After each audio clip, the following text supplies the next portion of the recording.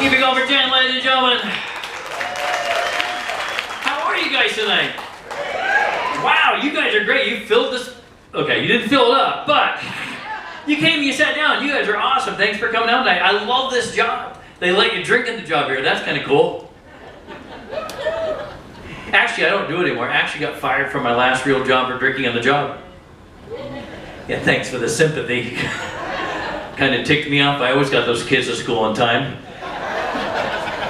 Kidding, didn't get them their time, but we had fun.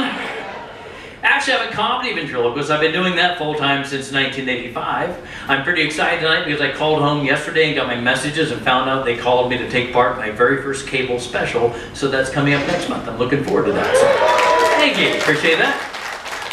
It is a good special. You guys might want to check in on it when you get home. They're coming over as soon as I get home to hook it up. It's going to cost me like $80 a month, but they're throwing in Cinemax. And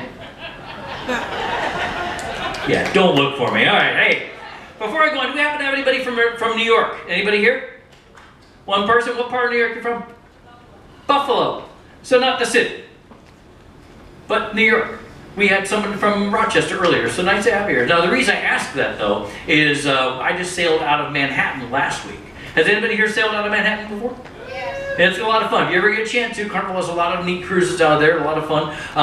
What I love about, though, is you have a ton of people from Manhattan on the ship. I love Manhattan people on a cruise ship. Manhattan people are the only people who come to the ship the very first day of the cruise, open up their cabin door, look inside, and go, "Wow, this place is huge!"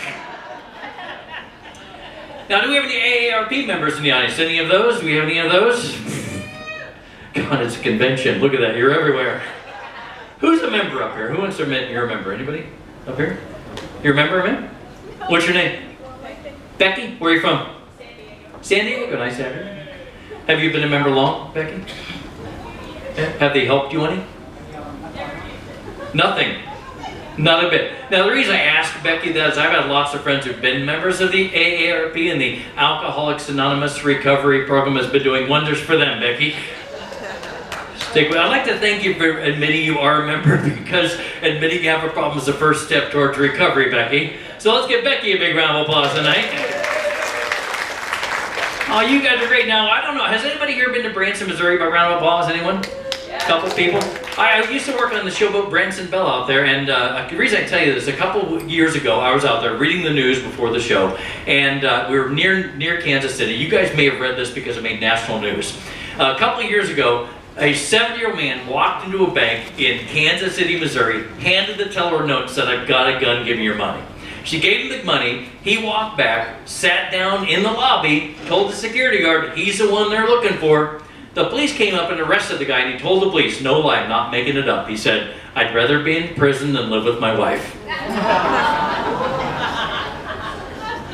That's what he said. Now, the reason I bring it up is I read a couple days ago, they just sentenced him to house arrest, and true story, can't make that stuff up. All right, I am a comedy ventriloquist. A lot of people ask me if I ever mess around in public as a ventriloquist. I don't normally do that because I like to stay relatively normal. But once in a while, for fun, on an elevator, I'll sing to the music without moving my lips, just to screw people. So with that in mind, I thought I'd show you what it's like as I do that on the elevator. This way you get to see me do ventriloquism without a puppet, and you'll be able to see the 3 techniques I rely upon to make the illusion believable. I rely very heavily upon nearsightedness, cataracts, and good lighting. Those 3 elements come together to make the illusion believable. You know, that's the show. I already had them there, not binding, give me lights back. All right. I like doing this on mirrored elevators. They're the most fun. I get to watch people's reaction in the mirror and pretend like I'm doing my hair, that kind of thing. So get on the elevator with me, take the ride. Get the music going to be good there for me, Brian.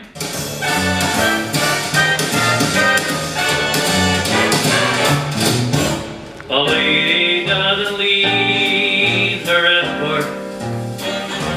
It isn't there, and it's not nice.